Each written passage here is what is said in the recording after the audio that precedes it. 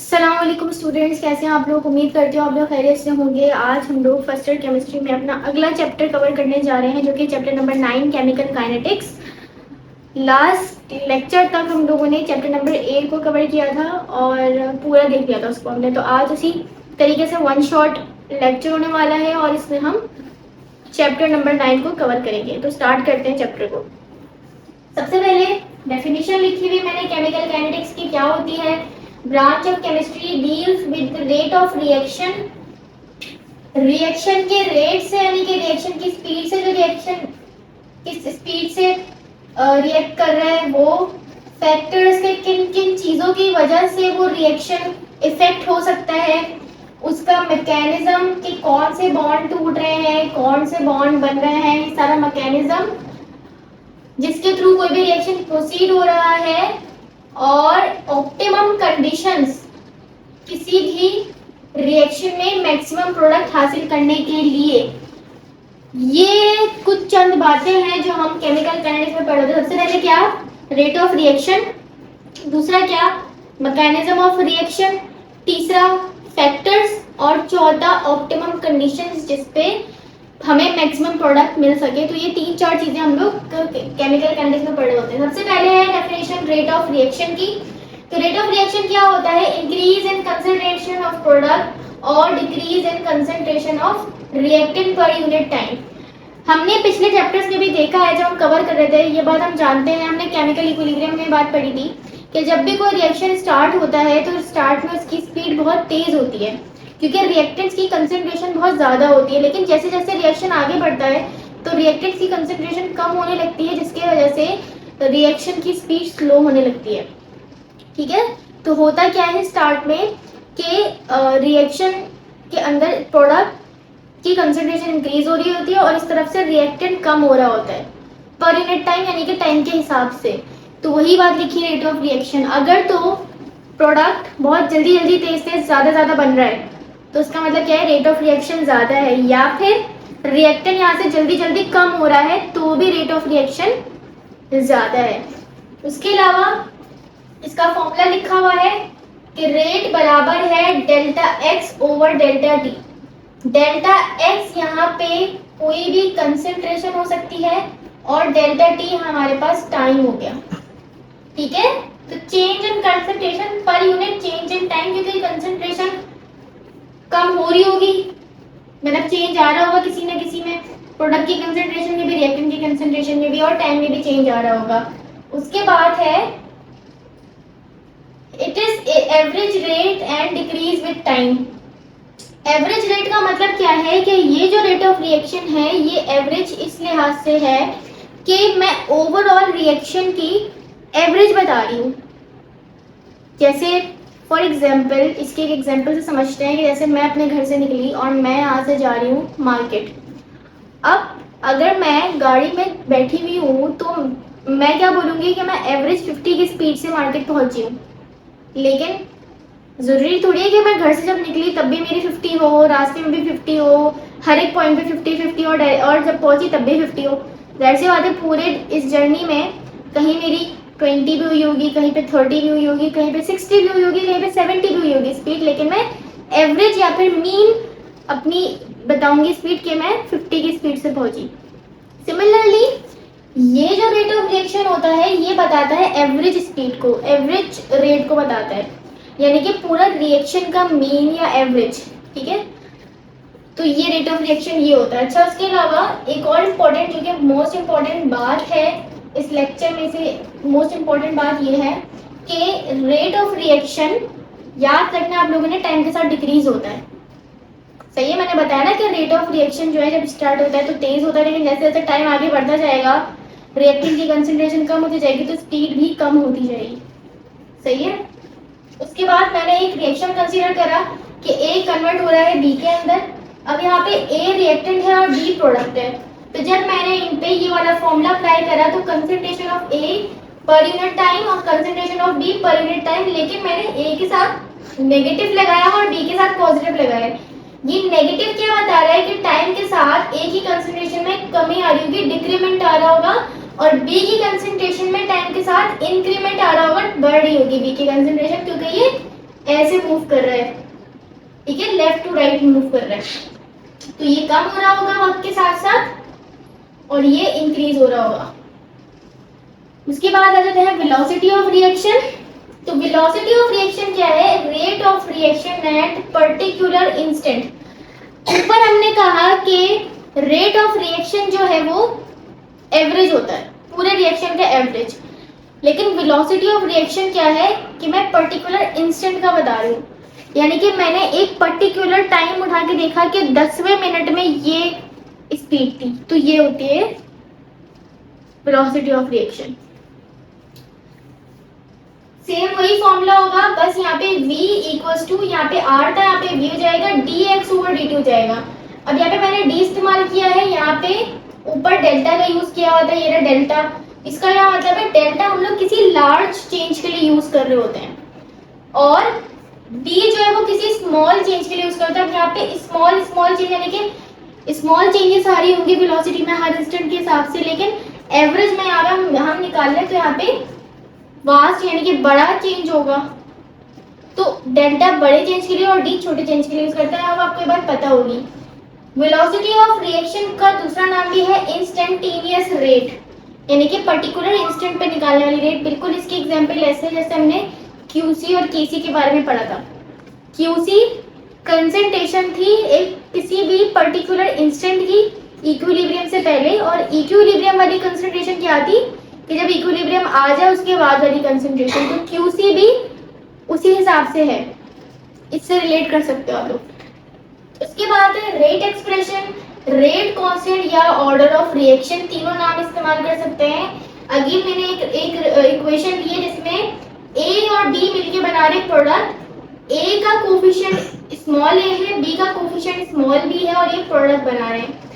इन पे मैंने लगाया क्या, ये वाला फॉर्मूला। मैंने कहा कि R डायरेक्टली प्रोपोर्शनल होता है A की कंसंट्रेशन के और B की कंसंट्रेशन के। जैसे Kc में कोफिशिएंट पावर बन जाता है ना, यहाँ पे भी पावर बन जाता है, और जब ये प्रोपोर्शनलिटी का साइन हटता है इक्वल्स टू होता है, साथ में एक कांस्टेंट आता है K। K को कहा जाता है रेट कांस्टेंट, और इसके साथ जो कंसंट्रेशन का प्रोडक्ट है इनको रेट एक्सप्रेशन कहते हैं। सही है, तो ये हमारा फॉर्मूला होता है रेट का कि R इक्वल्स टू K और कंसंट्रेशन ऑफ रिएक्टेंट्स का प्रोडक्ट। A और B जो है वो ऑर्डर ऑफ रिएक्शन बताते हैं, यानी कि इन दोनों रिएक्टेंट के जो कोफिशिएंट्स हैं, जो पावर बने हुए हैं, अगर इनकी पावर को ऐड कर दिया जाए तो ऑर्डर ऑफ रिएक्शन आएगा। अभी हम ऑर्डर ऑफ रिएक्शन को आगे और डिटेल में पढ़ेंगे। अच्छा, इसके बाद ये जो K आया है कांस्टेंट, इसके कुछ कैरेक्टरिस्टिक्स हैं, जैसे कि फिक्स वैल्यू फॉर रिएक्शन, यानी कि पूरे रिएक्शन में K की वैल्यू फिक्स होगी पूरे रिएक्शन के लिए। दूसरी बात क्या, value depends on temperature K only. ये मैं स्टार बना रही हूँ, ये एक इम्पोर्टेंट बात थी, जैसे ये मैंने एक इम्पोर्टेंट बात बताई। तो value depends on temperature, K की वैल्यू सिर्फ और सिर्फ टेम्परेचर पे डिपेंड करती है।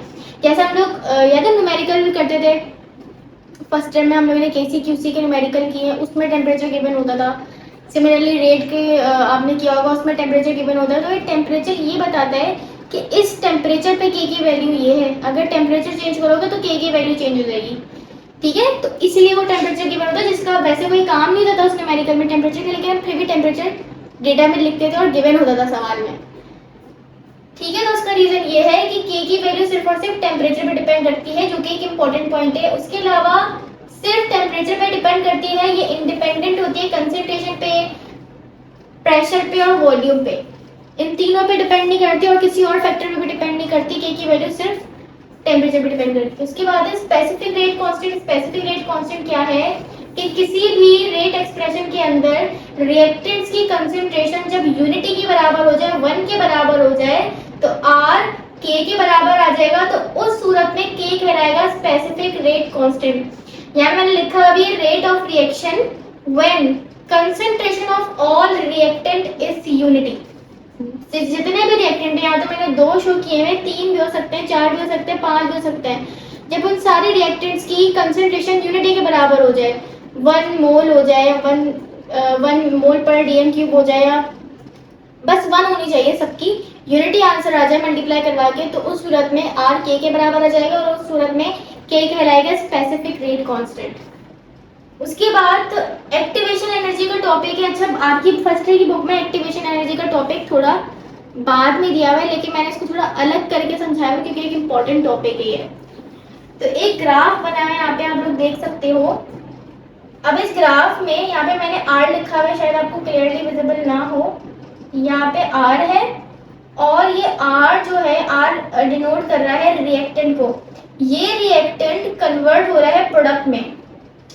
अब अगर आप लोग इस ग्राफ को देखो तो मैंने y एक्सिस पे एनर्जी को रखा है और z एक्सिस पे प्रोग्रेस ऑफ रिएक्शन हो रहा है, यानी कि रिएक्शन आगे जो बढ़ रहा है। अब प्रोडक्ट मैंने सॉरी रिएक्टेंट को जब रिएक्शन करना इसने स्टार्ट किया तो उसने यहाँ से स्टार्ट किया, इसने जीरो से स्टार्ट नहीं किया।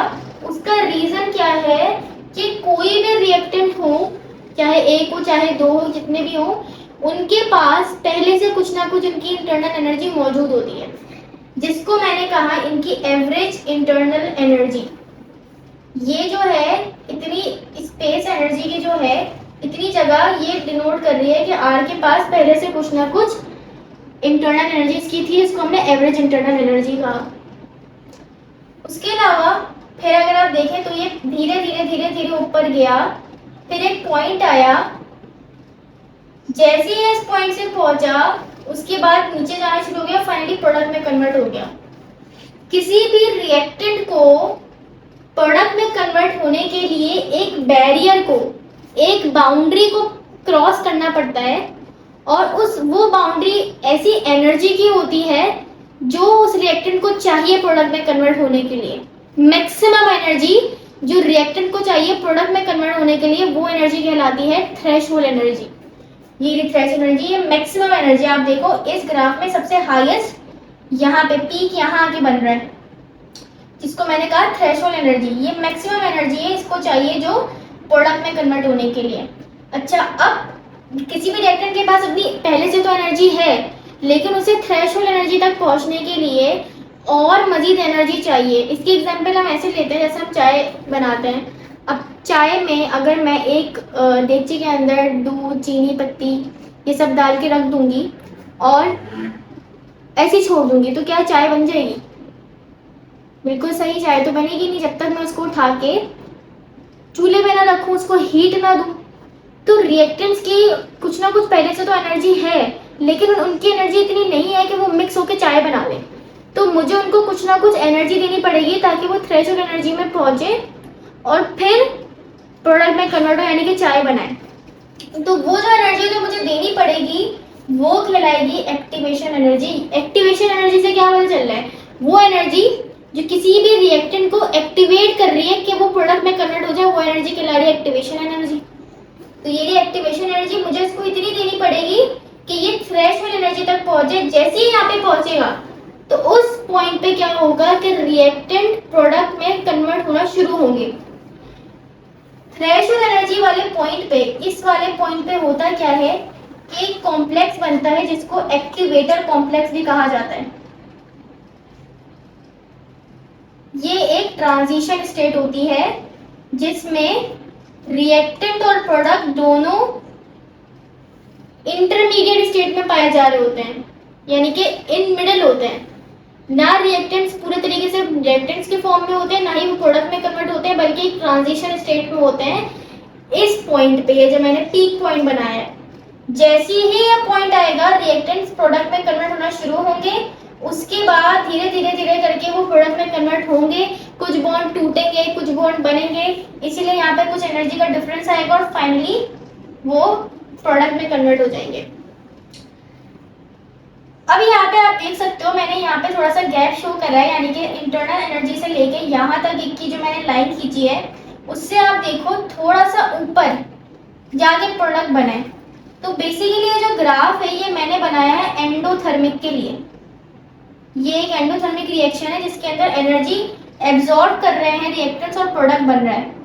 अगर ये एक्सोथर्मिक के लिए होता तो ये थोड़ा सा ना यहाँ पे जाके कंप्लीट होता, एनर्जी रिलीज करता अपने अंदर से, इस पॉइंट से नीचे आता, रिलीज करता और फिर प्रोडक्ट में कन्वर्ट होता, तो वो एक्सोथर्मिक के लिए होता। लेकिन ये मैंने एंडोथर्मिक के लिए बनाया है, फिर उससे फर्क नहीं पड़ता। आपको इतना पता होना चाहिए कि एक्टिवेशन एनर्जी कौन सी है, इंटरनल एनर्जी कौन सी है और थ्रेशोल्ड एनर्जी कौन सी है। अब उसके बाद इसका फॉर्मूला देखते हैं कि एक्टिवेशन एनर्जी का फॉर्मूला होता है थ्रेशोल्ड एनर्जी, यानी कि टोटल एनर्जी में से अगर मैं एवरेज इंटरनल एनर्जी को माइनस कर दूंगी तो मेरे पास एक्टिवेशन एनर्जी आ जाएगी। ठीक है, अभी हम लोग आगे इसके न्यूमेरिकल भी करेंगे तो उसमें भी आपको मैं दिखाऊंगी कि किस तरीके से हम लोग इसको सॉल्व करेंगे। अच्छा, उसके बाद अब आ जाते हैं हम ऑर्डर ऑफ रिएक्शन पे। ऑर्डर ऑफ रिएक्शन क्या है कि sum of exponents of concentration of all reactants in rate expression. किसी भी रेट एक्सप्रेशन के अंदर जितने भी रिएक्टेंट्स हैं उनके ऊपर जो उनकी पावर है, उनके एक्सपोनेंट्स हैं, उनका सम कहलाता है ऑर्डर ऑफ रिएक्शन। अब ऑर्डर ऑफ रिएक्शन के बारे में कुछ खास बातें हैं, जैसे कि ओनली डिटरमाइंड एक्सपेरिमेंटली। हम ऑर्डर ऑफ रिएक्शन को एक्सपेरिमेंटली ही पता लगा सकते हैं, खुद से सॉल्व कर करा के नहीं पता लगा सकते। यानी कि हम ऐसे नहीं बोल सकते कि इसका ये ऑर्डर होगा, हमें एक्सपेरिमेंट करना ही पड़ेगा किसी रिएक्शन में ऑर्डर ऑफ रिएक्शन पता लगाने के लिए। ठीक है, तो ये एक्सपेरिमेंटली पता लगाया जाता है। दूसरी बात क्या, it may or may not be equal to coefficient of reactant in equation. अच्छा, कभी कभार ऐसा भी होता है कि कोई इक्वेशन दी हुई है, अब हम उसकी पावर को अगर प्लस कर दे तो मैंने बोला ऑर्डर निकल जाता है, लेकिन कुछ इक्वेशंस ऐसी होती हैं कि उनके पावर को प्लस करने से ऑर्डर नहीं आ रहा होता, उनका ऑर्डर डिफरेंट चीजों पे डिपेंड कर रहा होता है, जिसकी वजह से कोएफिशिएंट को प्लस करने की वजह से उनका सही ऑर्डर नहीं निकलता, गलत आता है। उनको अभी देखते हैं हम लोग। तो ये दो इंपॉर्टेंट बातें हो गई ऑर्डर ऑफ रिएक्शन के हवाले से। अब जैसे कि 3-4 मैंने इक्वेशंस लिखी हैं, देख लेते हैं। सबसे पहले CH3COO2H5 है, ये हमारे पास एस्टर है, इसका रिएक्शन पानी से करवाया तो हमारे पास इथेनोइक एसिड बना और इथाइल अल्कोहल बना। प्रोडक्ट का हमें कोई काम नहीं है ऑर्डर ऑफ रिएक्शन निकालने में, हमें सिर्फ रिएक्टेंट से काम है। इस रिएक्शन में अगर आप देखो तो आप कहोगे कि मिस यहाँ तो इसके साथ भी कोएफिशिएंट 1 है, इसके साथ भी कोएफिशिएंट 1 है, यानी कि ऑर्डर 2 होना चाहिए, लेकिन ऐसा नहीं होता। क्यों ऐसा नहीं होता? क्योंकि यहाँ पे ये जो वाटर है, इसकी जो कंसंट्रेशन होती है वो कंप्लीटली इंडिपेंडेंट होती है रेट पे। ऐसा क्यों है? क्योंकि जब हम इसका रिएक्शन वाटर से करवा रहे होते हैं ना, तो वाटर एक्सेस अमाउंट में होते हैं, यानी कि अनलिमिटेड क्वांटिटी में होता है। तो अगर वाटर की कंसंट्रेशन में कोई फर्क आ भी जाए ना, तो उससे रेट पे कोई फर्क नहीं पड़ता, वो नेग्लिजिबल होता है। इसीलिए यहाँ पे सिर्फ इसका कोएफिशिएंट कंसीडर किया जाएगा। और आप देखो यहाँ पे मैंने रेट में लिखा क्या है कि सिर्फ इसका कोएफिशिएंट कंसीडर किया है मैंने 1, इसीलिए ऑर्डर आ रहा है 1। दूसरी इक्वेशन क्या है कि हाइड्रोजन और क्लोरीन के मॉलिक्यूल्स रिएक्शन करके HCl बना रहे हैं। अब ये जो रिएक्शन है ना, ये फोटोकेमिकल रिएक्शन है। फोटोकेमिकल रिएक्शन के बारे में आप लोगों ने सुना होगा कि उनका ऑर्डर 0 होता है। ऐसा क्यों होता है?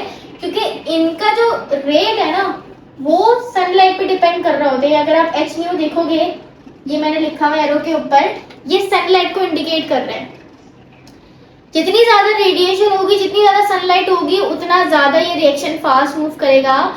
इसीलिए मैंने यहाँ पे देखो, जब रेट एक्सप्रेशन लिखा तो मैंने इन दोनों की पावर 0 बना दी। 0 क्या बता रहा है कि इन दोनों की कंसंट्रेशन से रेट पे कोई फर्क नहीं पड़ रहा, इसीलिए ऑर्डर 0 आया। क्योंकि किसी भी चीज की पावर जब 0 होती है तो वो 1 बन जाता है, और हम तो पावर्स को प्लस कर रहे हैं ना, 0 + 0 0 ऑर्डर आ गया। तीसरी इक्वेशन देखते हैं, जिसमें एसिटाल्डिहाइड का हम लोग ब्रेक डाउन करवा रहे हैं मीथेन और कार्बन मोनोऑक्साइड गैस के अंदर। अब यहाँ पे क्या होता है कि इसकी कंसंट्रेशन को बढ़ाने से रेट ऑफ रिएक्शन डबल होता है। अगर आप देखो यहाँ पे इसकी तो पावर, यहाँ पे तो कोएफिशिएंट 1 लगा हुआ है, कुछ भी नहीं है, मतलब 1 है, तो उसका ऑर्डर 1 होना चाहिए, लेकिन ऐसा नहीं होता। इसकी कंसंट्रेशन को बढ़ाने से रेट डबल बढ़ता है, यानी कि 2 टाइम्स ज्यादा बढ़ता है। अगर मैं इसको 2 टाइम्स करूंगी तो रेट 4 टाइम्स बढ़ेगा, अगर मैं 3 टाइम्स करूंगी रेट 9 टाइम्स बढ़ेगा। तो डबल टाइम्स बढ़ रहा है, सॉरी 6 टाइम्स बढ़ेगा, तो डबल टाइम्स बढ़ रहा है ये रेट। तो इसीलिए इसके जब मैंने रेट एक्सप्रेशन लिखी तो मैंने इसके ऊपर यहाँ पे 2 नहीं लगा हुआ, लेकिन मैंने पावर 2 बनाया, सही है, और इस वजह से ऑर्डर इसका 2 हो गया। उसके बाद लास्ट इक्वेशन है, N2O5 ब्रेक हो रहा है NO2 और O2 के अंदर। अब यहाँ पे N2O5 रिएक्टेंट है, इसके साथ 2 लगा है, अब आप लोग बोलोगे इसका तो ऑर्डर 2 होना चाहिए, लेकिन अगेन इसका ऑर्डर 1 है। ऐसा क्यों है? क्योंकि N2O5 की कंसंट्रेशन जितनी भी हम बढ़ा रहे हैं, रेट उतना ही बढ़ रहा है। असल में होना क्या चाहिए कि 2 टाइम उसको बढ़ाने पे 1 टाइम रेट को बढ़ना चाहिए, 4 टाइम्स बढ़ाने पे रेट को 2 टाइम्स बढ़ना चाहिए। लेकिन यहाँ पे जितना N2O5 की कंसंट्रेशन को बढ़ा रहे हैं उतना ही रेट, यानी कि दोनों डायरेक्टली प्रोपोर्शनल हो रहे हैं। 1:1 का रेशियो आ रहा है, इसलिए ऑर्डर 1 आया, क्योंकि इसकी पावर यहाँ पे 1 टाइम बढ़ाने से बढ़ रही है। तो ये 1 टाइम बढ़ेगा तो ये भी 1 टाइम बढ़ेगा, ये 2 टाइम तो ये भी 2 टाइम, इसीलिए इसकी पावर 1 हो गई, कोफिशिएंट 1 लगाया और ऑर्डर क्या हो गया 1। अब आप लोग कहोगे कि हमें सी रिएक्शंस तो आपने बताए हैं, अगर हमारे पास पेपर में आ गए तो हम कैसे पता लगाएंगे कि इसका ऑर्डर ये नहीं होगा, पावर को ऐड नहीं करेंगे?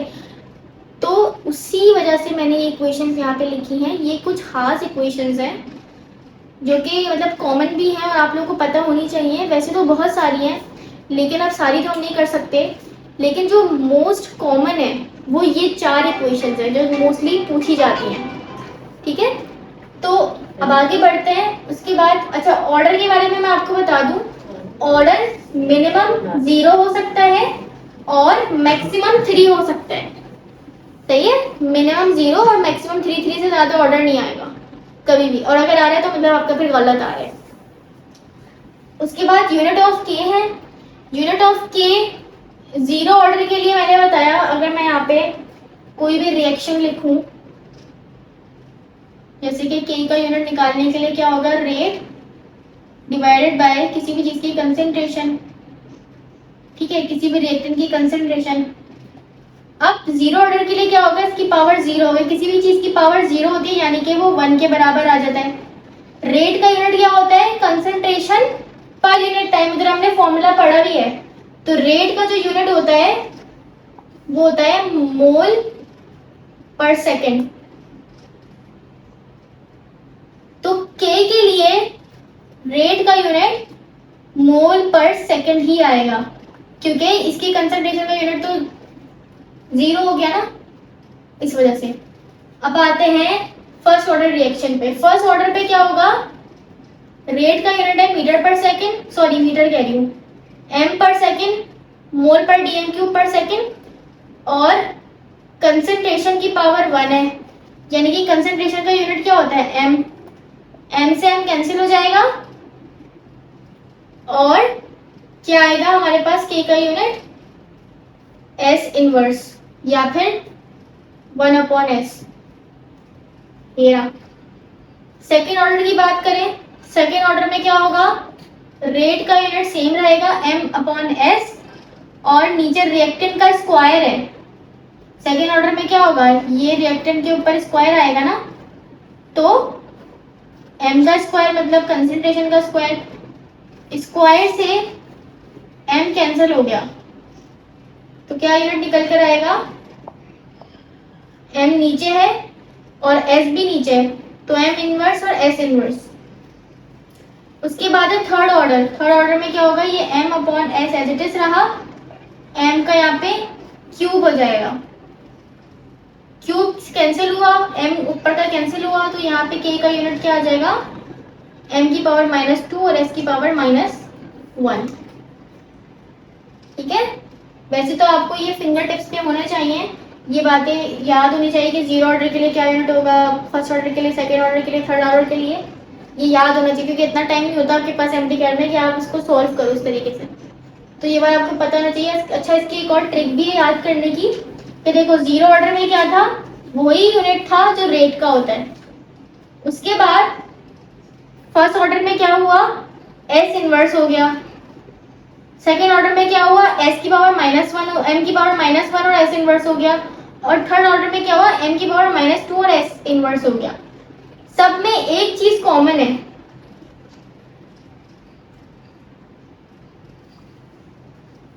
यहाँ पे मैं इधर भी m और इनवर्स करके लिख दूं s इनवर्स। सब में एक चीज कॉमन है, वो क्या, s इनवर्स। सब में s इनवर्स कॉमन है। अब अगर यहाँ पे आप देखो तो यहाँ पे m की पावर 1 है, यहाँ पे s के साथ m नहीं लगा हुआ, यानी कि m की पावर 0 होगी फर्स्ट ऑर्डर में। सेकेंड ऑर्डर में m की पावर और कम होगी -1, और थर्ड ऑर्डर में m की पावर और कम होगी -2। तो आप इस तरीके से भी याद रख सकते हो। आगे बढ़ते हैं हम लोग। Elementary and overall rate constant. तो एलिमेंट्री रिएक्शन क्या होते हैं, वो रिएक्शन जो सिंगल स्टेप के अंदर पूरे हो जाए, यानी कि एक स्टेप के अंदर वो रिएक्शन कंप्लीट हो जाए। और कॉम्प्लेक्स रिएक्शन कौन से रिएक्शन होते हैं, जो मल्टीपल स्टेप्स में कंप्लीट हो।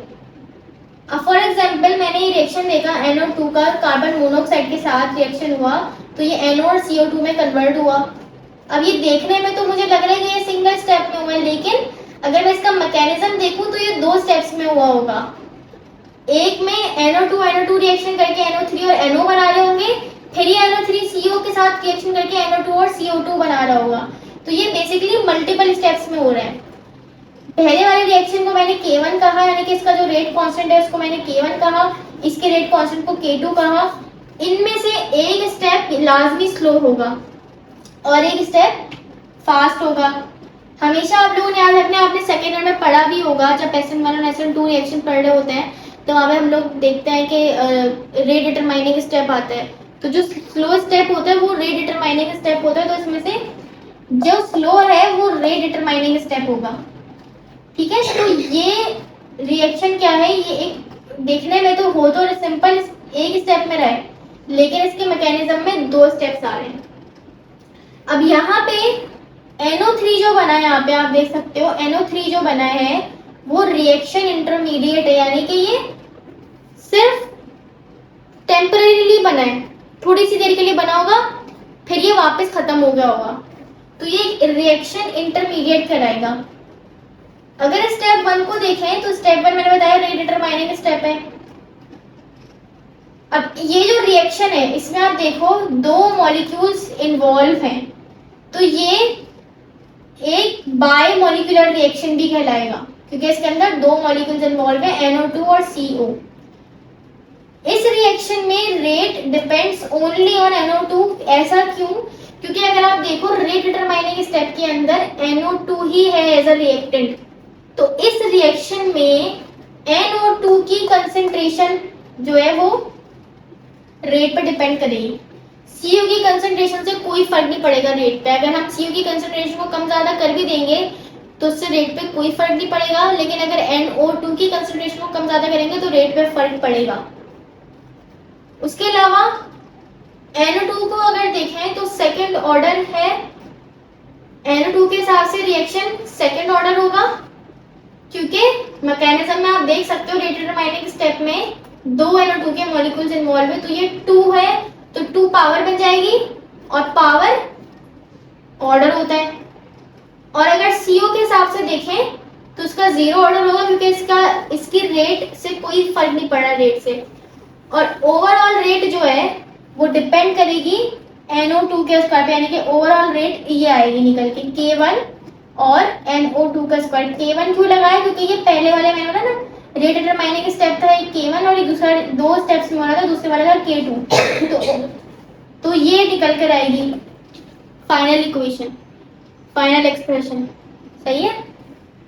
उसके बाद कुछ फैक्टर्स हैं जो अफेक्ट कर रहे हैं रेट ऑफ रिएक्शन को। सबसे पहले कंसंट्रेशन ऑफ रिएक्टेंट्स। तो रेट डायरेक्टली प्रोपोर्शनल होती है रिएक्टेंट्स की कंसंट्रेशन पे। जितनी ज्यादा रिएक्टेंट्स की कंसंट्रेशन होगी उतनी ज्यादा रेट होगी। अच्छा, अभी हमने ऊपर चीजें पढ़ी कि वो कुछ में नहीं, जैसे यहाँ पे वाटर की कंसंट्रेशन से कोई फर्क नहीं पड़ रहा था, यहाँ पे CO। तो ये एक्सेप्शनल केसेस हैं। अगर जनरल बात करूं तो रिएक्टेंट्स की कंसंट्रेशन डायरेक्टली प्रोपोर्शनल होती है रेट के। ठीक है। उसके बाद है nature of reactants. Nature of reactants पे भी डिपेंड करता है, यानी कि रेट ऑफ रिएक्शन नेचर से भी इफेक्ट हो सकता है। वैसे अगर एक रिलेशन बनाया जाए तो रेट ऑफ रिएक्शन जो है वो इनवर्सली प्रोपोर्शनल होता है एक्टिवेशन एनर्जी के। अब खुद ही सोचो, एक रिएक्शन है, उसकी एक्टिवेशन एनर्जी बहुत ज्यादा है, तो हमें उसे ज्यादा हीट देनी पड़ेगी, ज्यादा देर तक हीट देते रहेंगे, फिर एक पॉइंट आएगा थ्रेशोल्ड का, तब जाके वो प्रोडक्ट में कन्वर्ट होगा। और एक रिएक्शन है, उसकी थोड़ी सी एक्टिवेशन एनर्जी है, थोड़ी सी हीट दूंगी उसकी फौरन थ्रेशोल्ड एनर्जी आ जाएगी, वो प्रोडक्ट में कन्वर्ट हो जाएगा।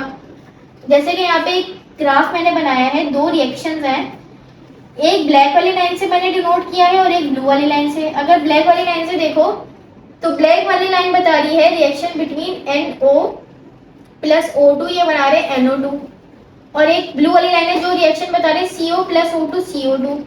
दोनों रिएक्शन तकरीबन सेम है, कोफिशिएंट सेम है, ऑर्डर सेम है, सब कुछ सेम है, लेकिन एक रिएक्शन फास्ट है, ये ब्लैक लाइन वाला रिएक्शन फास्ट है और ब्लू लाइन वाला रिएक्शन स्लो है। ऐसा क्यों है?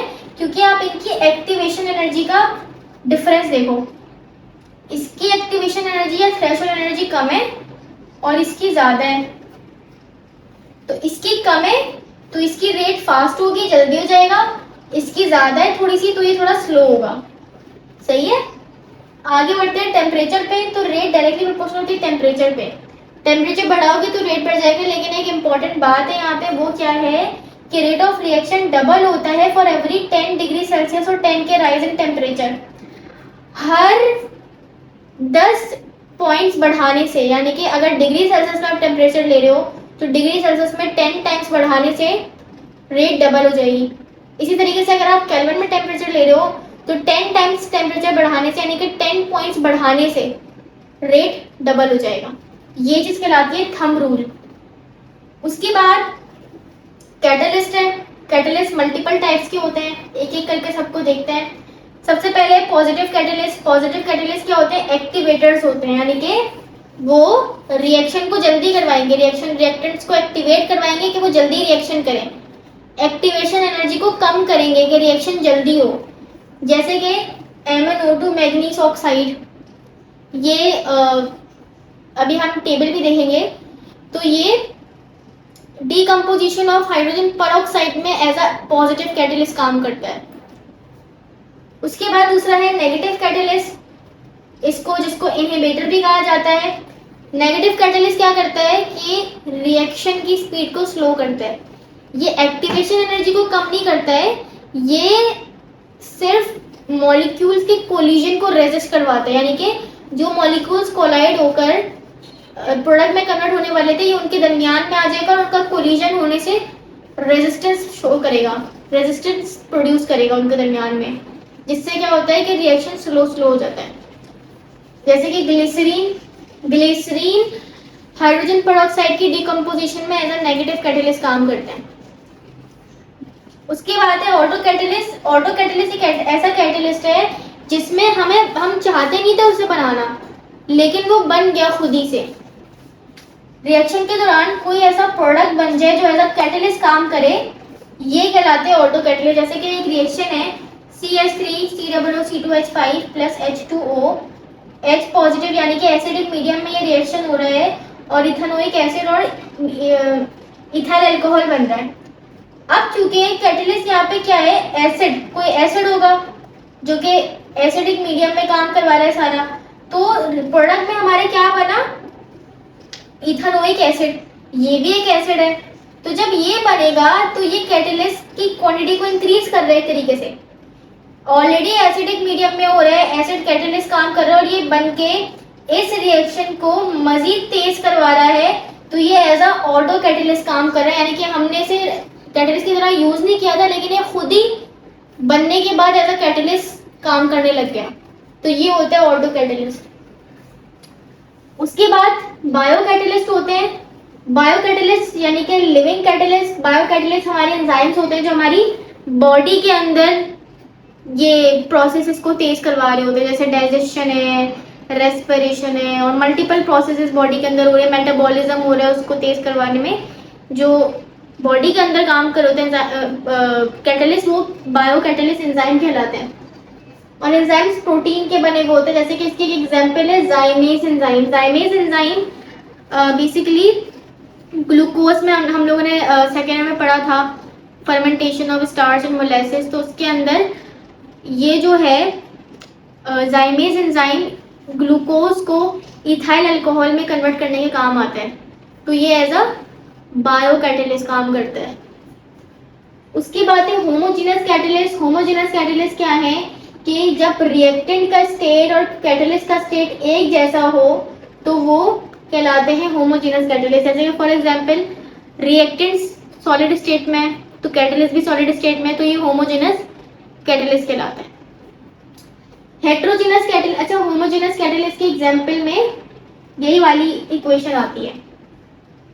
जिसमें सब लिक्विड फॉर्म में होते हैं, सबके सब कैटलिस्ट भी, और ये वाला कैटलिस्ट जो बनता है ये भी लिक्विड फॉर्म में होता है, तो ये होमो कैटलिस्ट हो गया।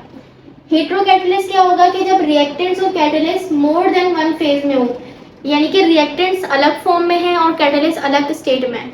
For example reactant solid form में और कैटलिस्ट हमने लिक्विड स्टेट में लिया है, या डिफरेंट मतलब डिफरेंट स्टेट्स हों, तो ये हेटेरो कैटलिस्ट कहलाते हैं। जैसे कि NO2 और H2 ये दोनों गैस फॉर्म में होते हैं, लेकिन प्लैटिनियम सॉलिड फॉर्म में होता है। तो प्लैटिनियम सॉलिड में है, ये गैस फॉर्म में है, तो ये हेटेरोजेनस कैटलिस्ट कहलाएंगे क्योंकि इन दोनों की स्टेट्स अलग अलग है। अच्छा, एक और होता है प्रोमोटर। प्रोमोटर का क्या काम होता है, ये खुद तो किसी रिएक्शन को तेज नहीं करवा रहा होता, लेकिन ये प्रोमोटर कैटलिस्ट के लिए कैटलिस्ट के तौर पे काम करता है। यानी कि ये प्रोमोटर कैटलिस्ट की एफिशिएंसी को बढ़ाता है, कैटलिस्ट की काम को बेहतर करता है। जैसे कि बहुत सारे रिएक्शन आपने देखे होंगे जिसमें निकल के साथ दूसरी चीजें भी होती हैं, एज अ हम स्लैश डाल के लिख रहे होते हैं ना, बहुत सारे रिएक्शंस के अंदर हाइड्रोजनेशन हो रही है, रिडक्शन हो रही है, तो निकल के साथ स्लैश प्लैटिनियम डाल दिया, प्लेडियम डाल दिया, तो वो एक दूसरे की प्रोमोटर की तरह काम कर रहे होते हैं। निकल को एज अ प्रोमोटर काम कर रहा होता है प्लेडियम, सही है। तो प्रोमोटर का काम क्या होता है, कैटलिस्ट की एफिशिएंसी को बढ़ाना। प्रोमोटर कैटलिस्ट का कैटलिस्ट होता है, सही है। अच्छा, उसके बाद चौथा फैक्टर है रेडिएशन का। रेडिएशन क्या होता है कि फोटोकेमिकल रिएक्शन की जो रेट है वो डायरेक्टली प्रोपोर्शनल होती है रेडिएशन के। जैसे हमने यहाँ पे एक रिएक्शन देखा था, ये वाला मैंने ये कहा था फोटोकेमिकल रिएक्शन है, इसकी रेट जो है वो इन दोनों की कंसंट्रेशन पे डिपेंड नहीं करी थी, सिर्फ सनलाइट पे डिपेंड करती थी। तो फोटोकेमिकल रिएक्शन की जो रेट होती है वो डायरेक्टली प्रोपोर्शनल होती है रेडिएशन के। सरफेस एरिया पे आते हैं, सरफेस एरिया जो होता है वो डायरेक्टली प्रोपोर्शनल होता है रेट ऑफ रिएक्शन के। जितना ज्यादा सरफेस एरिया होगा उतने ज्यादा मॉलिक्यूल्स को एक्सपोजर मिलेगा कि वो दूसरे वाले रिएक्टेंट्स के साथ रिएक्शन कर सकें और प्रोडक्ट में कन्वर्ट हो सकें। उसके बाद कोलिजन थ्योरी है। कोलिजन थ्योरी ये कहती है कि रेट डायरेक्टली प्रोपोर्शनल है नंबर ऑफ कोलिजन पर यूनिट टाइम। अभी जैसे कि मैंने बात की ऊपर इसी वाले टॉपिक में सरफेस एरिया में, कि जितना ज्यादा सरफेस एरिया होगा उतने ज्यादा कोलिजन होंगे और उतना ज्यादा जल्दी प्रोडक्ट में कन्वर्ट होगा। सिमिलरली कोलिजन थ्योरी भी यही बात कहती है कि रेट डायरेक्टली प्रोपोर्शनल होती है नंबर ऑफ कोलिजन्स के। जितने ज्यादा कोलिजन्स होंगे उतनी ज्यादा रेट होगी, उतने ज्यादा जल्दी से रिएक्शन कंप्लीट होगा। एक और इम्पोर्टेंट बात है इसी कोलिजन थ्योरी के हवाले से कि जो मॉलिक्यूल्स जिनकी हाई काइनेटिक एनर्जी होती है वो ही रिपल्सिव फोर्स को ओवरकम कर सकते हैं जो इलेक्ट्रॉन्स प्रोड्यूस कर रहे होते हैं बिटवीन मॉलिक्यूल्स। क्योंकि जब एक मॉलिक्यूल दूसरे मॉलिक्यूल से कोलाइड करने के लिए आता है तो दोनों मॉलिक्यूल के बाहर जो इलेक्ट्रॉन क्लाउड होते हैं वो आपस में रेजिस्टेंस शो करते हैं, रिपल्जन शो करते हैं, कोलिजन होने से रोकते हैं। तो सिर्फ वही मॉलिक्यूल जो कोलिजन कर पाते हैं जिनके अंदर इनफ काइनेटिक एनर्जी होती है जो उस रेजिस्टेंस को, उस रिपल्जन को ओवरकम कर सके, उससे ज्यादा हो, तो ही वो कोलिजन हो पाएगा और रिएक्टेंट प्रोडक्ट में कन्वर्ट हो पाएंगे। ठीक है। अच्छा, एक पॉइंट मेरे जहन से निकल गया था, वो यहाँ पे एक्टिवेशन एनर्जी के टॉपिक में था, यहाँ पे सॉरी एक्टिवेशन एनर्जी के टॉपिक में था। अच्छा, एक्टिवेशन एनर्जी मैंने बोला था यहाँ पे कि कम ज्यादा होती है, इसकी कम है, इसकी ज्यादा है, ये नेचर ऑफ रिएक्टेंट है। मैंने बोला कि रिएक्टेंट की खुद की नेचर होती है कि उसकी एक्टिवेशन एनर्जी कम है, उसकी एक्टिवेशन एनर्जी ज्यादा है, जिसकी वजह से रेट इफेक्ट हो रही होती है। अब ऐसा होता क्यों है एक्टिवेशन एनर्जी कम या ज्यादा होने के मल्टीपल रीजंस होते हैं, बहुत सारे रीजंस हो सकते हैं। जैसे कि वो किस स्टेट में, जैसे कि गैसेस हैं उनकी एक्टिवेशन एनर्जी बहुत कम होती है तो वो फॉरन रिएक्शन कर जाती हैं, लिक्विड की थोड़ी ज़्यादा होती है और सॉलिड की और ज़्यादा होती है एक्टिवेशन एनर्जी। तो ये नेचर है उनकी, यानी कि स्टेट पे डिपेंड कर रही है। उसके अलावा डिपेंड करता है कि कौन सी बॉन्डिंग्स मौजूद है। जैसे कि आयोनिक बॉन्डिंग अगर मौजूद है रिएक्टेंट्स के दरमियान में, तो आयन, क्योंकि आयन बहुत ज़्यादा रिएक्टिव होते हैं तो फॉरन रिएक्शन करके प्रोडक्ट बना लेंगे, तो उनकी आयनिक कंपाउंड्स की थोड़ी कम होती है activation energy as compare to covalent के। उसके अलावा ये भी डिपेंड करता है कि कितने नंबर ऑफ बॉन्ड्स टूट रहे हैं, कितने नंबर ऑफ बॉन्ड्स बन रहे हैं। अगर कम नंबर ऑफ बॉन्ड्स टूट के बन रहे हैं तो एक्टिवेशन एनर्जी कम होगी, रेट ज़्यादा होगी। लेकिन अगर ज़्यादा है बॉन्ड्स, ज़्यादा टूट रहे हैं, ज़्यादा बन रहे हैं, तो फिर इस सूरत में एक्टिवेशन एनर्जी ज़्यादा होगी। और भी मल्टीपल बहुत सारे रीजंस हो सकते हैं एक्टिवेशन एनर्जी के कम ज़्यादा होने के। यहाँ पे मैं आपको बताना भूल गई थी, तो इसलिए इस बात को नोट कर लेगा कि ये पूछा जा सकता है कि एक्टिवेशन एनर्जी क्यों कम होती है।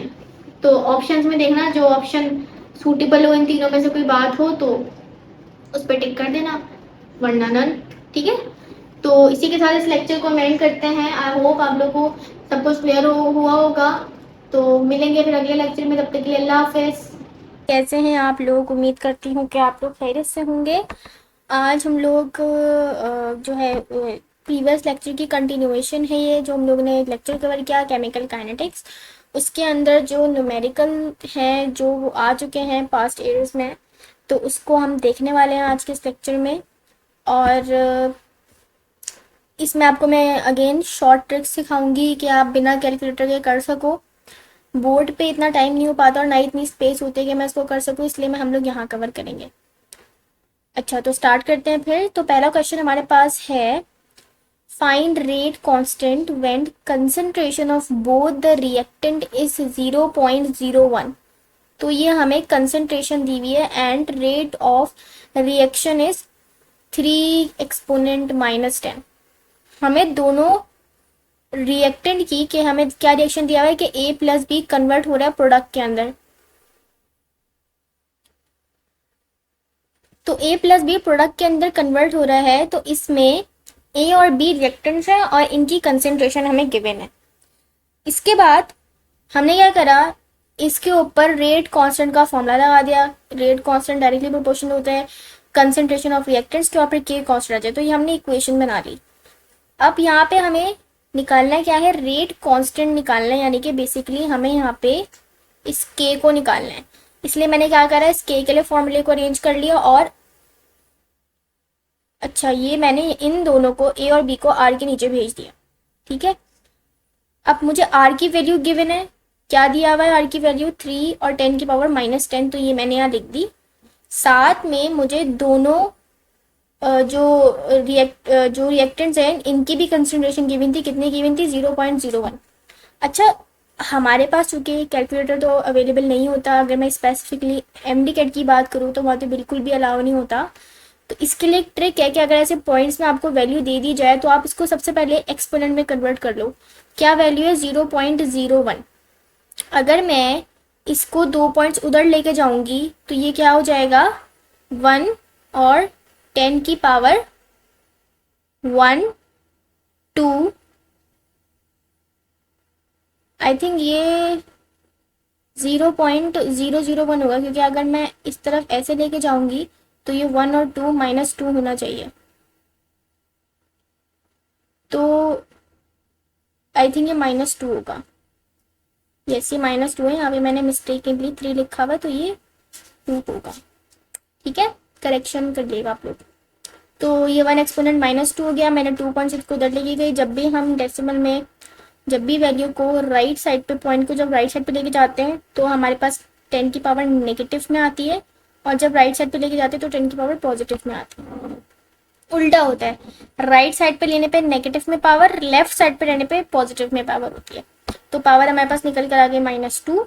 तो ये हमने यहाँ पे देखो 0.01 की जगह हमने 1 एक्सपोनेंट -2। और चूंकि हमें क्या बोला हुआ है सवाल में कि दोनों की कंसंट्रेशन सेम है, A की भी और B की भी, तो इसलिए मैंने क्या करा, दोनों मल्टीप्लाई हो रहे थे, दोनों की कंसंट्रेशन की मल्टीप्लीकेशन लिख दिया। अब मैथ्स का एक रूल है कि जब पावर सेम हो तो बेसिस ऐड हो जाते हैं। तो इसका -2, इसका -2, -4 हो जाएगा। ये -4 ऊपर जाएगा तो ये प्लस, -10 के अंदर +4 हो जाएगा। नीचे माइनस है, ऊपर जाएगा तो ये प्लस हो जाएगा। तो -10 और +4, तो 10 की पावर यहाँ पर आ जाएगी 3 एक्सपोनेंट -6। और इन दोनों के साथ 1 लगा हुआ था, तो 1 को मल्टीप्लाई करवाओ तो 1 ही रहता है, और 1 को डिवाइड भी करवाओ, किसी नंबर को 1 से डिवाइड भी करवाओ तो भी वो नंबर सेम रहता है। तो इसलिए 3 एज इट इज रहा, और माइनस होने के बाद 10 में से 4 माइनस होने के बाद -6 आ गया। -6 है क्योंकि 10 के साथ तो 10 बड़ा नंबर है, उसका माइनस पावर बन गया। और अच्छा यूनिट हम लोग देखेंगे तो यहाँ पे यूनिट क्या निकल कर आएगा, मीटर इन सॉरी एम का इन्वर्स और एस का इन्वर्स। ठीक है, ये यूनिट भी आप लोगों ने याद रखना है और ये हम ऑलरेडी देख चुके हैं लेक्चर के अंदर कि हम यूनिट कैसे निकालते हैं फर्स्ट ऑर्डर सेकंड ऑर्डर के लिए। तो सेकंड ऑर्डर के लिए यूनिट ये निकल कर आता है। ठीक है, और ये दिख भी रहा है हमें सेकंड ऑर्डर है क्योंकि इसके साथ भी 1 है, कुछ नहीं है इसके साथ भी 1 है, तो सेकंड ऑर्डर होता है, इसीलिए इसका यूनिट ये निकल कर रहा है। ये आपको याद होना चाहिए, लेक्चर में हम कवर कर चुके हैं इसे। अच्छा, उसके बाद दूसरा क्वेश्चन है, the rate constant for the decomposition of NO2 is 1.8 exponent -3 metre inverse और सेकेंड इनवर्स। रेट कांस्टेंट यानी कि हमें k की वैल्यू गिवन है और क्या बोल रहा है, find the rate of reaction when concentration of NO2 is 0.05 m। ये हमें दी हुई है rate of reaction, find the rate of reaction when sorry concentration हमें दी हुई है NO2 की। ठीक है, अब NO2 को अगर हम देखें यहाँ पे इस इक्वेशन को देखें तो ये इक्वेशन में NO2 एक ही रिएक्टेंट है और ये डिवाइड हो रहा है जाके दो प्रोडक्ट में ब्रेक हो रहा है। तो इक्वेशन बना ली इसकी हमने, R की अगेन K और NO2 का स्क्वायर। तो K की वैल्यू गिवन थी हमें, ये रही 1.8 एक्सपोनेंट -3। NO2 की भी वैल्यू गिवन थी 5 और 10 की पावर -2। अच्छा ये 3 नहीं है, ये 2 होगा। ठीक है, क्योंकि इसके साथ कोफिशिएंट 2 है तो ये पावर बन जाता है, कोफिशिएंट ये रहा यहाँ पे 2 लगा हुआ था। उसके बाद मैंने क्या करा, पहले तो इसकी पावर को सॉल्व करा। पावर को कैसे सॉल्व करा, 5 जो होता है वो इसकी पावर 2 होती है, 2 पावर करेंगे तो 25 आ जाएगा। अगेन यहाँ पे ये जो मैंने वैल्यू है कैसे निकाली, 0.05 था, 2 पॉइंट्स उधर ले गए तो ये 5 एक्सपोनेंट -2 बन गया, जैसे हमने ऊपर 0.01 के लिए किया था।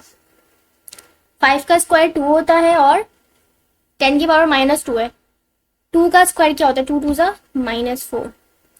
अब क्या करेंगे हम लोग, इन दोनों वैल्यूज को मल्टीप्लाई करवा देंगे और चूंकि ये तो सेम है यानी कि इन ये दोनों तो उनकी बेसिस सेम है तो इनकी तो पावर ऐड हो जाएगी। ठीक है, अब यहाँ पे मैंने क्या करा, अगर आप फॉर एग्जाम्पल ये 1.8 है, मैं इसको अज्यूम करती हूँ 2। अगर मैं 2 को मल्टीप्लाई करवाऊंगी 25 से तो मेरे पास आंसर आता है 50। राइट, मेरे पास नंबर है 1.8 यानी कि 2 से बिल्कुल चुना सा कम।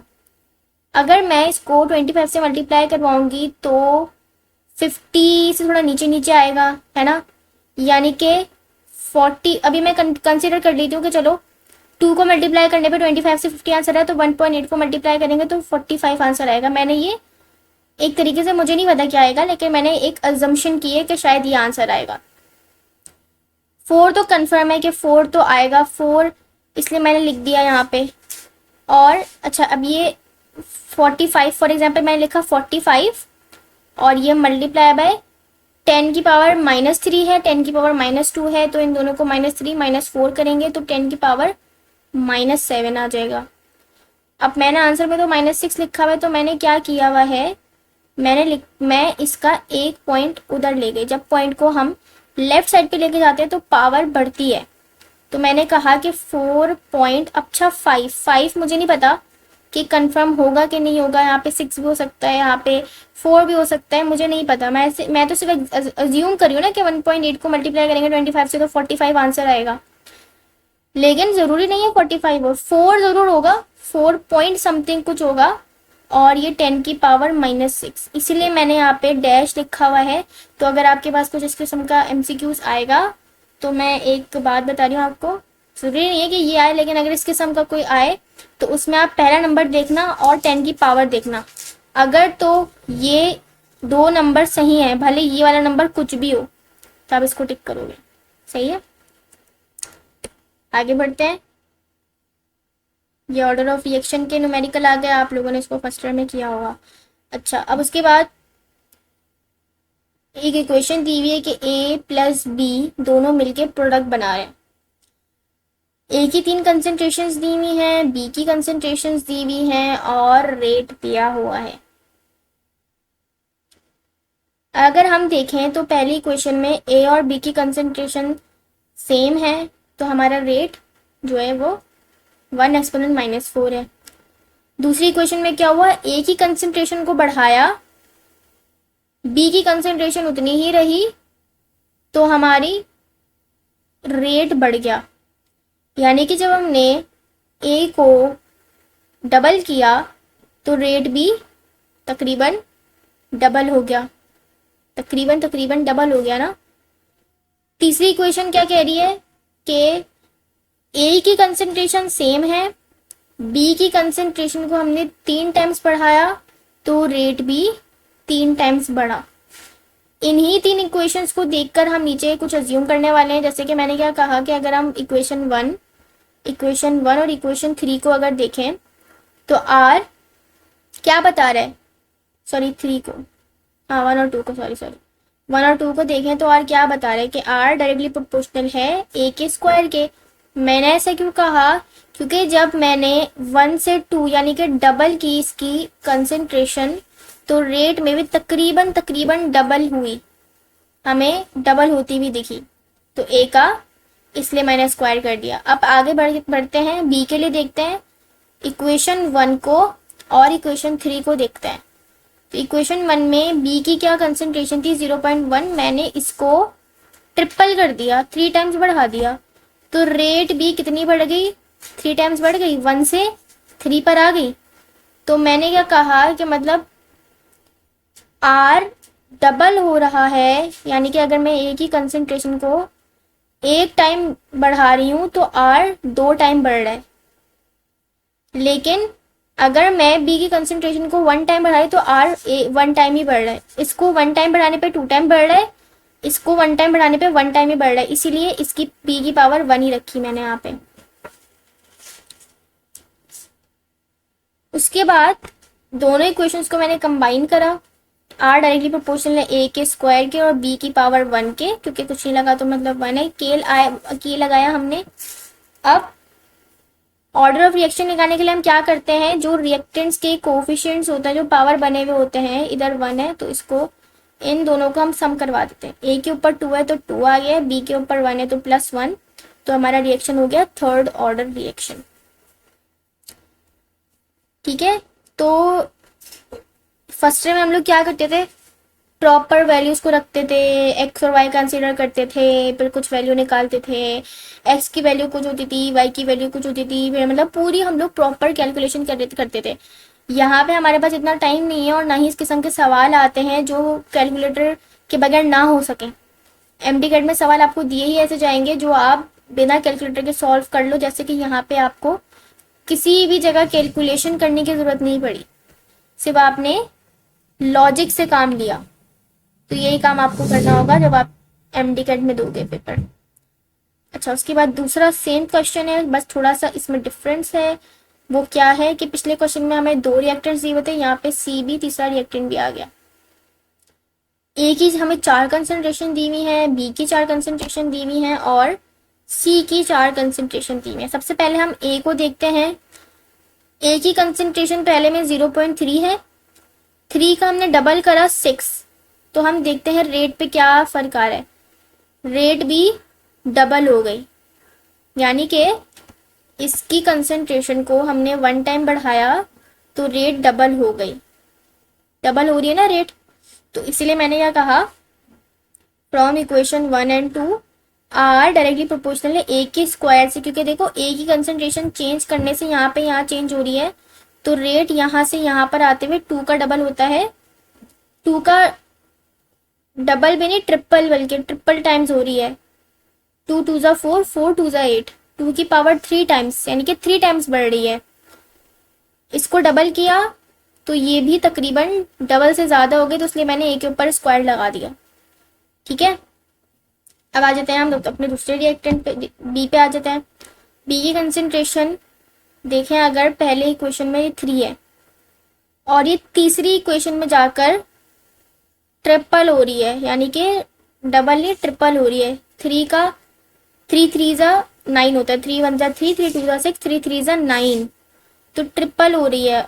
और अगर हम रेट को देखें तो रेट तकरीबन तकरीबन बराबर बराबर चल रहा है। इसको डबल किया एक तरीके से, 3 3 तो ये भी 2 3 यानी कि तकरीबन डबल डबल हो गई। ये कह सकते हैं कि इक्वली ये दोनों इंक्रीज हो रहे हैं। तो इसीलिए ई के साथ कुछ नहीं लगाया मैंने, 1 लगाया।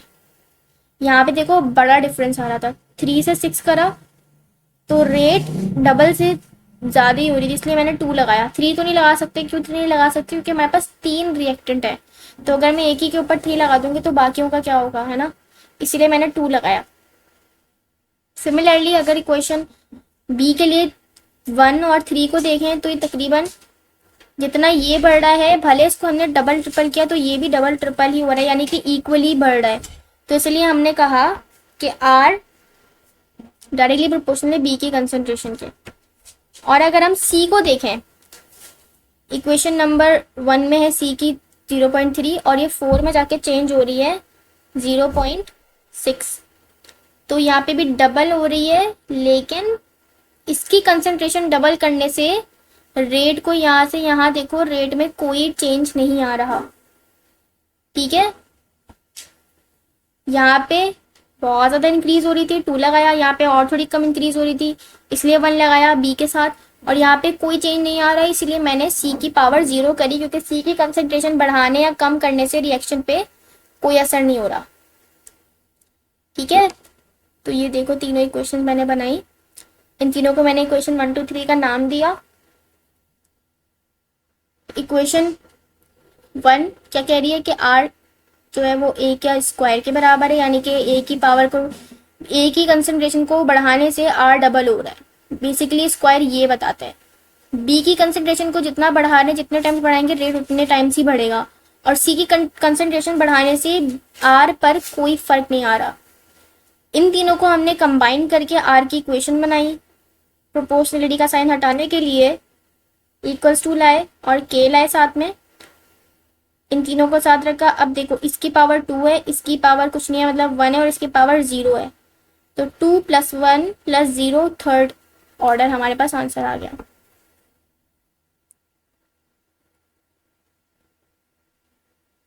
इसके बाद नेक्स्ट क्वेश्चन है, इसमें क्या कह रहा है कि एक रिएक्टेंट है ए जो कि प्रोडक्ट में कन्वर्ट हो रहा है, कैलकुलेट करनी इसकी एक्टिवेशन एनर्जी।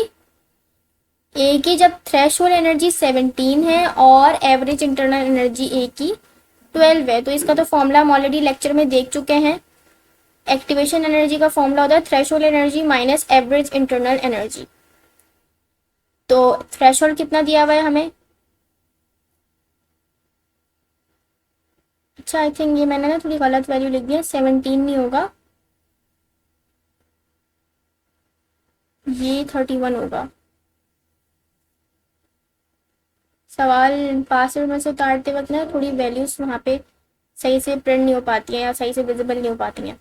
तो 31 है ये, ठीक है। 31 में से माइनस करा, इंटरनल एनर्जी हमें 12 दी हुई है, 12 को, तो फाइनल आंसर हमारे पास आ गया 19 किलोजूल पर मोल। ये तो सिंपल सा न्यूमेरिकल है, इसमें तो सिर्फ आपको फॉर्मूला लगाना है। अच्छा, अब यहाँ से जो न्यूमेरिकल्स हैं वो बेस करते हैं हमारे फैक्टर्स जो हमने पढ़े। सबसे पहले हमने क्या पढ़ा था, कंसंट्रेशन ऑफ रिएक्टेंट्स का। तो एक रिएक्शन दिया हुआ है, सवाल है कि एक रिएक्शन है ए + बी जो कि कन्वर्ट होने प्रोडक्ट के अंदर, इनके लिए मैंने इक्वेशन बनानी रेट ऑफ रिएक्शन की, R = K और A का स्क्वायर B का स्क्वायर। अच्छा, अब मुझे क्या बोला जा रहा है कि बेसिकली ये जो पूरा सवाल है ये मुझे गिवन है, उसके बाद असल काम जो मुझे करना है वो यहाँ से करना है। क्या बोला हुआ है कि अगर मैं ए की कंसंट्रेशन को डबल कर दूं और बी की कंसंट्रेशन को कांस्टेंट रखूं, यानी कि बी को कुछ भी नहीं करूं, तो रेट पर क्या असर होगा। मैंने क्या करा, यहाँ पे इस फॉर्मूले में डबल का मतलब क्या है, ए के साथ मैंने 2 लगा दिया, यहाँ पे आप देखो 2 लगा दिया, बी को एज इट इज रहने दिया। 2 का स्क्वायर 4 होता है और ए स्क्वायर एज इट इज रहा, क्योंकि ए की वैल्यू तो हमें पता नहीं है, सही है, जो भी वैल्यू होगी उससे मल्टीप्लाई होगा 2, तो ये 2 का स्क्वायर 4 आ गया एज इट इज। और ये के ए स्क्वायर बी ये किसके बराबर था, आर के। तो ये 4R हो गया, और जो हमारे पास नया रेट आएगा ए की कंसंट्रेशन को डबल करने के बाद वो पुरानी वाली रेट के मुकाबले में 4 टाइम्स ज़्यादा होगा। सही है, बिल्कुल ऐसा ही सवाल, ऐसा ही दूसरा पार्ट है इसका, जिसमें क्या बोला हुआ है कि ए की कंसंट्रेशन को हाफ कर दो और बी की कंसंट्रेशन को डबल कर दो। अगेन इक्वेशन क्या दी हुई है कि के और ए का स्क्वायर है और बी के ऊपर कुछ भी नहीं है। आर को एज इट इज रखा, के को एज इट इज रखा। ए के लिए हमें क्या बोला है कि हाफ हो रही है, यानी कि 1/2a हो रहा होगा, और बी की कंसेंट्रेशन को हम डबल कर रहे हैं। स्क्वायर हटाएंगे, स्क्वायर हटाएंगे तो 2 2 1 का तो स्क्वायर 1 ही होता है, 2 का स्क्वायर 4 होता है, तो ये 1/4 हो जाएगा, और ये ए का स्क्वायर एज इट इज रहा। अच्छा, यहाँ पे मैं आर डैश कर दी थी क्योंकि हम ये दूसरे रेट जब डबल हो गए पुराने वाले रेट से कंपेयर कर रहे तो इसलिए आर डैश लगा दिया मैंने। और जी के साथ जो 2 था उसको भी बाहर करके लिख दिया मैंने ऐसे। इसको थोड़ा और सही से लिख देती हूँ, के 1/4 और ये 2 यहाँ लिख देती हूँ ताकि हम कैंसिलेशन कर सकें, और ये ए का स्क्वायर और ये बी, 2 से 4 कैंसिल हुआ तो ये बचा 2, तो आर इक्वल्स टू 1/2, और ये के ए स्क्वायर और बी ये किसके बराबर था, आर के बराबर था, तो आर, यानी कि अब इससे क्या पता चला कि जो पुराना वाला रेट था अगर उसके अंदर हम ए की कंसंट्रेशन को हाफ कर दें और बी की कंसंट्रेशन को डबल कर दें तो रेट जो हमारे पास निकल कर आएगा वो पुरानी वाली रेट के मुकाबले में हाफ हो जाएगा, यानी कि ये वाला रेट हाफ हो जाएगा जब नई वाली रेट इसके हाफ के बराबर होगा। एक और पार्ट इसका देख लेते हैं जिसमें मैं कह देती हूँ कि मैं ए की कंसंट्रेशन को भी डबल कर रही हूँ और बी की कंसंट्रेशन को भी डबल कर रही हूँ, तो मेरे पास आर क्या आएगा इसको देखते हैं। इसको थोड़ा सा सेपरेट करके देखते हैं। अगेन असल इक्वेशन मेरे पास क्या है, आर के ए का स्क्वायर और बी का स्क्वायर नहीं B, or as it is रहा, के एज इट इज रहा, ए का मुझे बोला हुआ है डबल हो रहा है, सिमिलरली बी का भी डबल हो रहा है तो बी के साथ भी 2 लगा दिया। अब आर जो है आर डैश कर देती हूँ उससे मैं, क्योंकि मैंने नई वाले आर की निकालनी हूँ चेंज ला के। 2 2 अगेन 4 है और ये ए का स्क्वायर मैंने एज इट इज लगा दिया, बी का 2 मैंने बाहर निकाल के बी को एज इट इज कर दिया, 2 4 8 हो गया और ये तीनों अगेन आर के बराबर हैं। तो अगर मैं दोनों की कंसंट्रेशन को डबल करूंगी तो जो नया वाला रेट आएगा वो पुराने वाले रेट के मुकाबले में 8 टाइम्स होगा। सिमिलरली एक क्वेश्चन नंबर 4 है, ये आप लोगों का होमवर्क है क्योंकि इस किस्म के सवाल बहुत ज़्यादा MTCAT में आते हैं। इसमें आप क्या करना कि मैंने कंसंट्रेशन ऑफ ए को 1/3 कर दिया और कंसंट्रेशन ऑफ बी को ट्रिपल कर दिया। तो आप मुझे इसका आंसर निकाल के बताओ कि इस सिचुएशन में और क्या निकल कर आएगा, कमेंट्स में बताओ आप लोग। अच्छा, ये लास्ट क्वेश्चन है हमारा। इसमें क्या कह रहे हैं कि आर जो है ये एक्स है, कि हमारी रेट जो है वो एक्स है, ठीक है, कुछ भी चल रही है रेट, टेम्परेचर 10 डिग्री सेल्सियस पे, ठीक है, 10 डिग्री सेल्सियस पे हमारी जो रेट है वो एक्स के बराबर है। एक्स कुछ भी वैल्यू हो सकती है, हमें वैल्यू नहीं गिवन। बोल रहा है कि अगर इसी टेम्परेचर को मैं 10 से 100 पर ले जाऊं तो बताओ अब आर क्या होगा।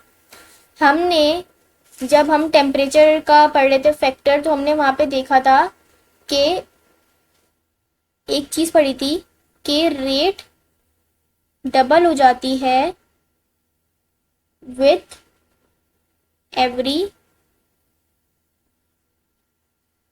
10 डिग्री सेल्सियस और 10 के राइज इन टेम्परेचर। हमने फैक्टर्स पढ़ते हुए इस बात को देखा था और इसको हमने क्या कहा था, ये थंब रूल है। थंब रूल क्या कहता है कि अगर आप किसी भी टेम्परेचर को, चाहे वो डिग्री सेल्सियस में हो चाहे वो केल्विन हो, अगर उसको 10 टाइम्स बढ़ाओगे तो रेट डबल होगा।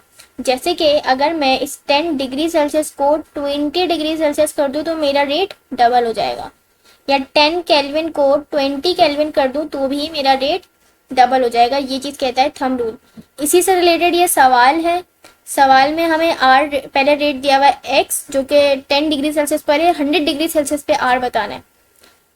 अब मैंने क्या करा, 10 को मैं लेके गई पहले 20 पे, तो ये 1x था, 1 का डबल 2x हो गया, यानी कि 2 टाइम्स x के मुकाबले में 2 टाइम्स रेट बढ़ गया जब 20 डिग्री सेल्सियस हुआ। यहाँ पे मतलब ये डिग्री सेल्सियस टेम्परेचर को बढ़ा रहा है। फिर जब 20 डिग्री सेल्सियस से मैं 30 डिग्री सेल्सियस पे गई तो 20 डिग्री सेल्सियस पे क्या टेम्परेचर, क्या रेट था, 2x। तो 2x का डबल क्या होता है, 4x। अच्छा, आप लोग इस वाले x को मत डबल करते रहना कि 20 पे ये 3x कर दिया था, उसको स्पेस का डबल, इसका डबल नहीं करोगे आप, पिछले वाली जो टेम्परेचर पे रेट था उसका डबल करते जाओगे। 20 पे 2x था, 30 करा, 10 डिग्री सेल्सियस बढ़ाया तो 2 का डबल 4x हो गया।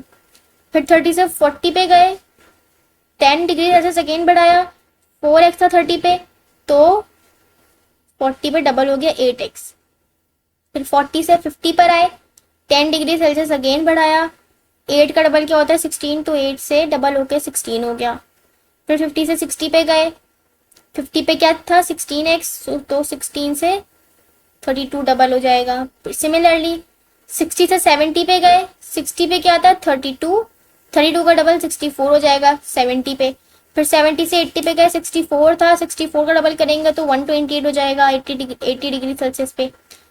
80 डिग्री सेल्सियस पे 128x था, तो 80 से जब हम 90 पे जाएंगे तो 128 का डबल 256 हो जाएगा। और फाइनली 90 से जब हम 100 पे जाएंगे तो 256 का डबल 512x हो जाएगा।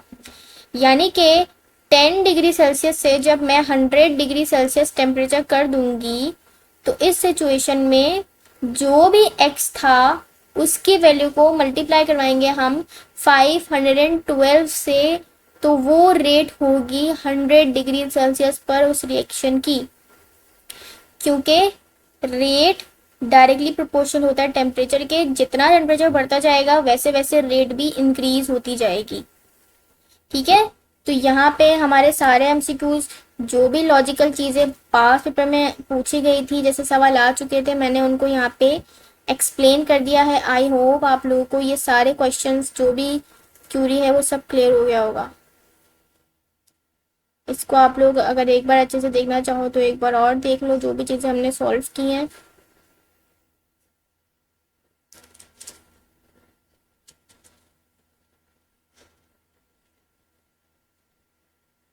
ठीक है, तो ये रहे हमारे सारे क्वेश्चंस। तो इसी के साथ हम अपने इस लेक्चर को एंड करते हैं। इंशाल्लाह आपसे मुलाकात होगी नेक्स्ट लेक्चर में। तब तक के लिए अल्लाह हाफिज़।